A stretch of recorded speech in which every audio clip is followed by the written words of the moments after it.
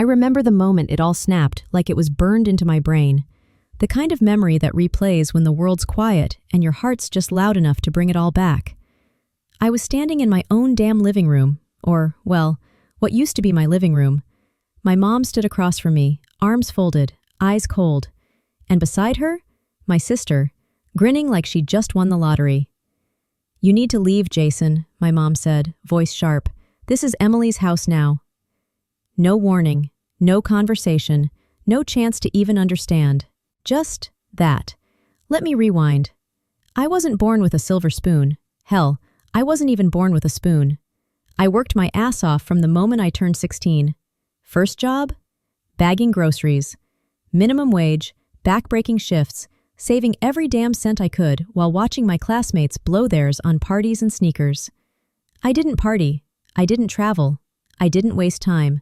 I built, slowly, quietly. By the time I hit 27, I had decent savings, a reliable job in HVAC repair, and something most people my age still called a pipe dream, my first house. It wasn't a mansion. It was a 2-bedroom fixer-upper, out in the suburbs, with cracked tiles, ancient wiring, and a backyard that looked like a jungle. But it was mine. Every square foot, every busted pipe, every dollar of mortgage. I earned it. Now, my relationship with my family? Complicated doesn't even begin to cover it. I loved my mom. At least I thought I did. But she had this way of making me feel like I was only valuable when I was useful. As a kid, I was the responsible one, the quiet one, the one who did the chores, brought home decent grades, didn't get into trouble. Meanwhile, my younger sister Emily? Oh, she was the princess, the golden child, always breaking rules and somehow being rewarded for it. She got bailed out of bad decisions more times than I could count. You know the type. Wrecked a car at 16? She's just going through a phase. Got fired for stealing from her job? They were targeting her. Moved in with some guy twice her age who turned out to be a walking red flag? She needs support, not judgment. And guess who was always called in to help clean up the mess? Yeah. When I bought the house, I thought maybe this would shift things. That they'd finally see me as more than just the backup plan. That maybe Mom would actually be proud. At first, she pretended to be. Came over with casseroles, gushed to her church friends about how her son was a homeowner now. But it always had this edge, you know, like I was still temporary, like it could be taken away. I brushed it off, focused on the house. I spent nights and weekends replacing drywall, laying new floors, painting over the nicotine-stained walls. I didn't go out. I didn't date. I poured everything into that place. Sweat, blood, time. And then came the day I got called into work on short notice. My phone had been blowing up all morning, but I was mid-installation and couldn't answer. By the time I checked it, there were 5 missed calls from Mom. A voicemail from Emily. "Hey, Jason. So, something kinda came up, but don't worry. It'll be fine. Call Mom." I rushed home thinking something terrible had happened.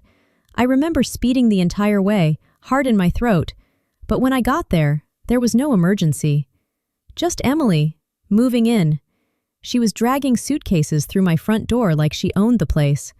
Boxes labeled with her name were stacked in the hallway. My hallway. "What the hell is going on?" I asked.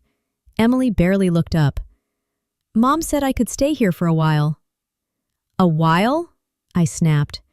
"Emily, this is my house." That's when Mom stepped in. She had a key. I'd given her a spare for emergencies, because I was stupid. "She needs a place, Jason," she said calmly, like I was the one overreacting. "Her apartment wasn't safe, and since you're barely ever home anyway..." I blinked. My mouth went dry. No, she's not staying here. This isn't a crash pad. This is my home." Mom tilted her head. That look, the one that says, "You're being unreasonable." "You're being selfish," she said.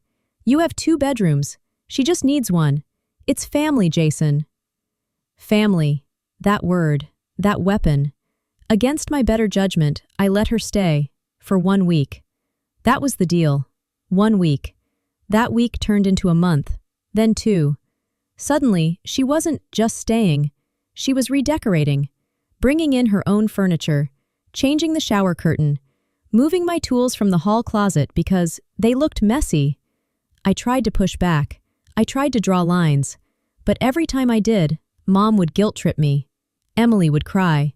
Suddenly, I was the villain, the bad brother, the heartless homeowner. I started spending more time at work just to avoid them. Emily would throw parties when I was gone. Mom would drop by unannounced to check on her. My home no longer felt like mine. And then came the day everything changed. I came home to find my key didn't work. I stood there for a full minute, staring at the lock. Thought maybe it was jammed. Tried again. Nothing. Then Emily opened the door. "Oh," she said, like I was some door-to-door salesman. "What are you doing here?" I pushed past her. "What the hell happened to my key?" She shrugged. "Mom had the locks changed." My heart stopped. "What do you mean Mom had them changed? This is my house." She laughed. "Not anymore." That's when Mom appeared, like some villain in a soap opera, calm as can be. "We transferred the deed," she said, "to Emily. You're no longer on the mortgage." I stood there, absolutely frozen. "You, what?" She smiled, cold, cruel. "Actually, you did. Remember that refinancing paperwork I brought over last year? You said you trusted me. You signed." And just like that, it all made sense. The casual papers she handed me, the vague excuse about lowering your interest rate, the way she hovered while I signed. I never read the fine print. I was working 60-hour weeks. I trusted her, my mother, and she used that to take everything from me. Emily smirked. "You should leave now. We've got plans." I stumbled back out into the driveway, heart pounding, hands shaking, ears ringing. They stole my home, my own family. But what they didn't know, what they couldn't possibly have guessed, was that I had one move left. I hadn't paid off the house. The mortgage was still active, and they weren't on the account. Only I was. And if they wanted the house, they could deal with the bank. Because I wasn't paying another dime. Not for them. Not anymore. I didn't sleep that night. I sat in my car, parked just down the street from what used to be my home. I stared at the glow of the living room light through the window. I could see shadows moving inside, laughing, celebrating, drinking my beer, probably toasting to my stupidity. I should have cried. I should have been angry. But mostly, I felt hollow, like something fundamental had been scooped out of me and discarded. Not just a house, it was years of sacrifice. Every early shift, every missed vacation, every time I skipped a meal to save just a little bit more. All of it, gone, because I trusted the wrong people, my family. But here's the thing about pain. It teaches you real quick who you are. And I wasn't some spineless pushover, not anymore. The next morning, I called the bank. I explained everything, that I was the sole name on the mortgage, that there had been fraudulent transfer of ownership without my full understanding, that I wasn't going to pay another cent until things were corrected, or until the house was no longer mine. The rep was sympathetic, said he'd escalate it, but he warned me, as far as the bank was concerned, if my name was on the mortgage, I was still responsible. I nodded. I understood. I just didn't care. Let it burn. Let the whole damn house crumble under their feet. I wasn't going to rescue anyone this time. Over the next few weeks, I cut ties. I changed my number. I stayed with a buddy from work who let me crash on his couch. I started saving again, slowly, building a new plan. Meanwhile, Emily and my mother were living it up in my house, their house now, legally, thanks to my own signature and a little betrayal. But they had no idea what being a homeowner actually meant. You see, they'd assumed once the deed was in Emily's name, the house was hers and life would just go on. But remember, I was the only one who had ever paid that mortgage. I was the one who set up the auto payment. 3 months passed. That's usually when the letters start coming. I imagined them opening the first one. Big red print that reads, "Notice of non-payment." Maybe a small flicker of concern. But knowing them, they probably shrugged it off, thought the bank would just wait. Another month. More letters. This time, certified mail. Probably got a little harder to ignore. I could picture my mom on the phone with the bank, demanding they fix their mistake, only to be told they needed to speak to me, the person listed on the mortgage. Except, I wasn't answering. I was done. Then, the foreclosure process started. You know what's poetic? The law is a funny thing. They stole the house, but they couldn't steal the responsibility. They were squatters in a place they had no legal claim to maintain. And I made sure they'd feel every ounce of that reality. By the 5th month, I heard from my cousin, family gossip travels fast, that Emily had maxed out her credit cards trying to keep up with payments she didn't understand. My mom had to dip into her retirement savings. They were panicking. Good. That house needed repairs constantly. The AC alone was temperamental, and I knew damn well the fuse box was still a death trap waiting to happen. I'd scheduled to have it replaced right before everything went down, but guess what? I canceled the appointment. Because why the hell should I fix anything for them? I got a message from Emily one day, through a new number. Just one sentence. How could you do this to your family? I stared at it for a long time.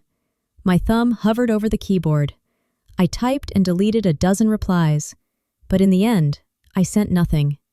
What could I say? That they had already done worse? That family doesn't steal from you and act like you're the problem? No. Some things don't need a response. Some people don't deserve one. 2 months after that, I drove by the house. Not to check on them, just to see it one last time. It looked like hell. The grass was knee-high. Paint was peeling off the shutters.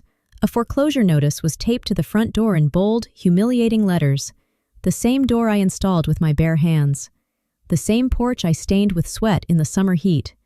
It was poetic, in a sad, tragic kind of way. I heard they were forced to move out shortly after. My mom moved in with an aunt across town. Emily bounced between friends' couches. Nobody wanted to take them in permanently. Shocking, right? I didn't feel bad, not even a little. They made their choice. I made mine.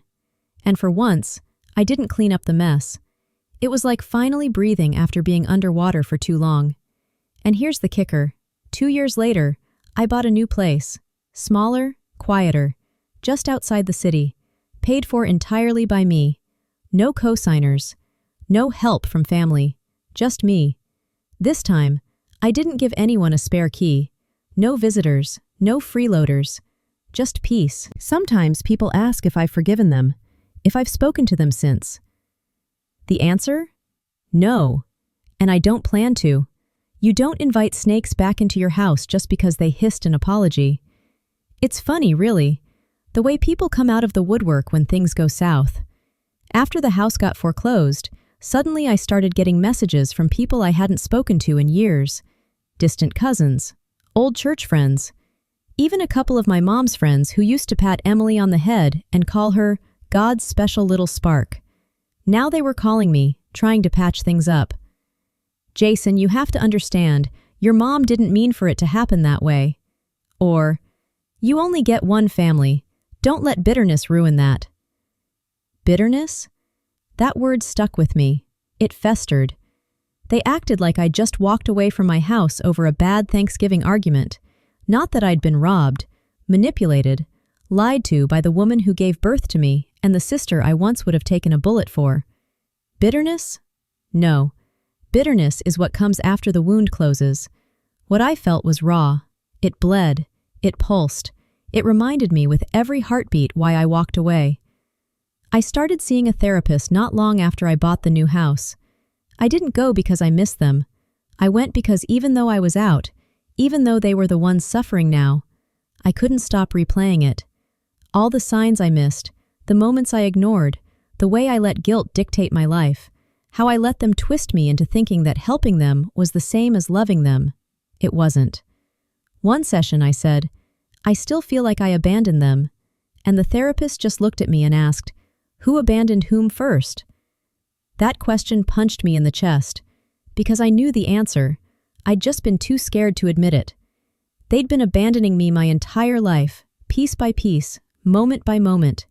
Every time I was overlooked, every time Emily was favored, every time I was made to feel like a tool, a wallet, a safety net, instead of a son or a brother.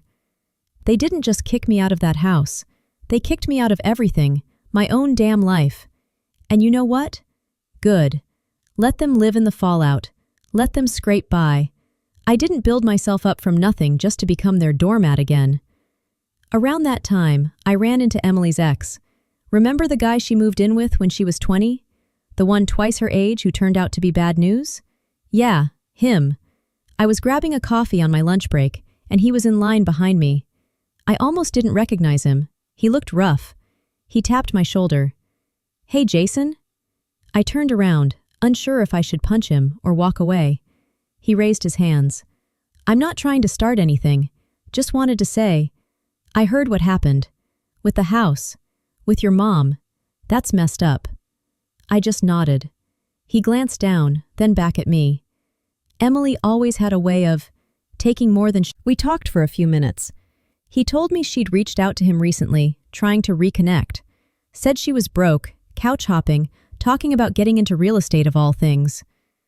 Real estate. After losing a house to foreclosure. The irony. "She always acted like you owed her something," he said, "even when we were together, like the world was just supposed to take care of her."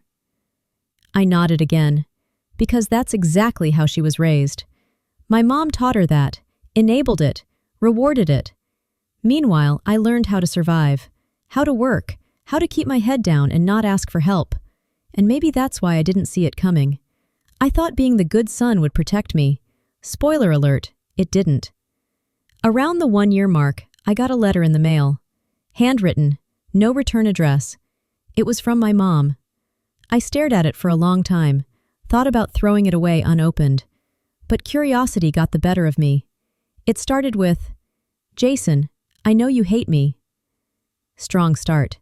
She went on to talk about how hard things had been, how losing the house had taken a toll on her health, how Emily was struggling to find her way, how family should stick together no matter what. I folded the letter halfway through, didn't finish it, because nowhere in those paragraphs of self-pity was the word I was waiting for. Sorry. Not once. It was all about her, her struggle, her pain, her disappointment. Nothing about mine, nothing about the betrayal, the manipulation, the theft. She didn't want forgiveness. She wanted absolution, and I wasn't a priest. I burned the letter. Not out of rage, out of clarity. Because the truth is, sometimes closure doesn't come with an apology. Sometimes it comes with a match and the sound of paper turning to ash. After that, I stopped looking back. I focused on my life, my job, my own healing. I started going on dates again, joined a local gym, even took a short trip out of state. A first for me. I went hiking in the Rockies, just me and the mountains.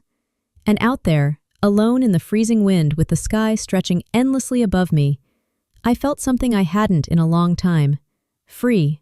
Completely, utterly free. No debt, no guilt, no weight on my shoulders that didn't belong to me. And I realized then, standing on that ridge, that losing that house was the best thing that ever happened to me. Not because I got another one, but because it forced me to see the truth. About them, about me, about what it means to actually choose your own damn peace, even when it comes at a price. Especially then. A few months after I got back from that trip, I got a call from an unknown number. I normally don't answer those, but something in me said, "Go ahead, pick it up." It was my old neighbor, Mrs. Penrose. Sweet lady, retired. Used to bring over banana bread when I first moved in. She asked how I was, said she missed seeing me around, then lowered her voice and said, "I thought you should know. Your mother came by the house last week."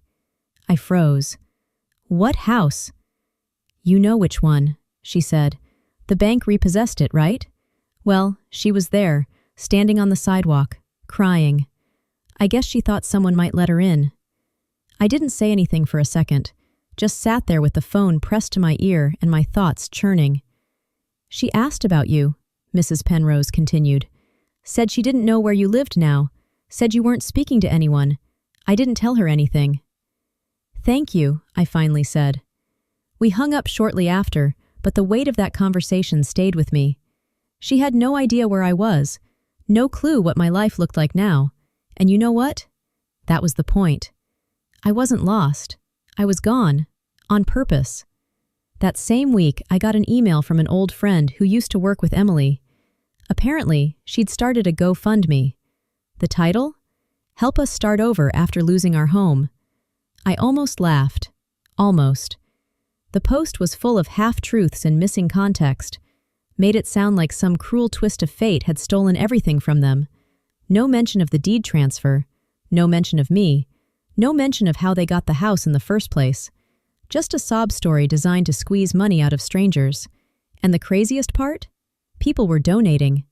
I watched the donations roll in over a couple weeks. $25 here, $100 there. I even saw someone leave a comment.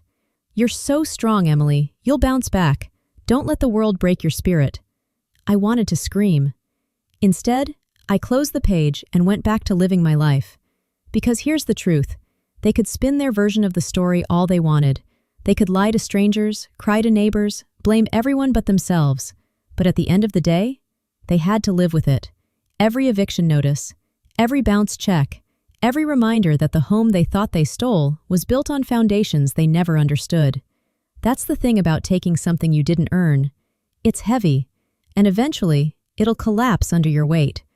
I'd moved on, built something better, not just a house, but a life. One I didn't have to share with people who saw me as nothing more than a resource. One afternoon, while organizing my garage, I found a box I hadn't opened since the move. Inside were the blueprints for the old house, some paint swatches, a photo of me holding the keys on the day I closed. For a moment, it hit me again, that wave of sadness. Not for what I lost, but for the kid I used to be. The one who thought doing everything right would protect him from people doing everything wrong. I stared at that photo for a while. Then I put it back in the box, taped it shut, and slid it onto the highest shelf. Not out of sight, but out of reach. Where it belonged. Because the past isn't something you erase. It's something you learn from. And I had learned everything I needed. A year passed. Then another. By then, the story of the house had faded from most people's memories. It became just another whispered family scandal. Something people brought up over drinks with a tone of disbelief. But for me, it never left. It shaped everything I became after. Every boundary I learned to draw. Every time I said no and didn't flinch. Every time I put myself first without apology. It was freedom. Hard-earned, painful, but real. I ran into my uncle at a hardware store one day. He looked older, tired. We hadn't spoken since before the fallout. He hesitated at first, then approached me near the checkout. "Jason," he said, "I've been meaning to reach out." I nodded, cautious. He rubbed the back of his neck. "I just want you to know. I told your mother what she did was wrong. I told her from the beginning." I didn't say anything. I just waited. He looked down at the floor. "She still doesn't see it. Still thinks you'll come around eventually." I let out a breath. Quiet, steady. "She's wrong," I said. He looked at me. Really looked. And I think, for the first time, he saw me.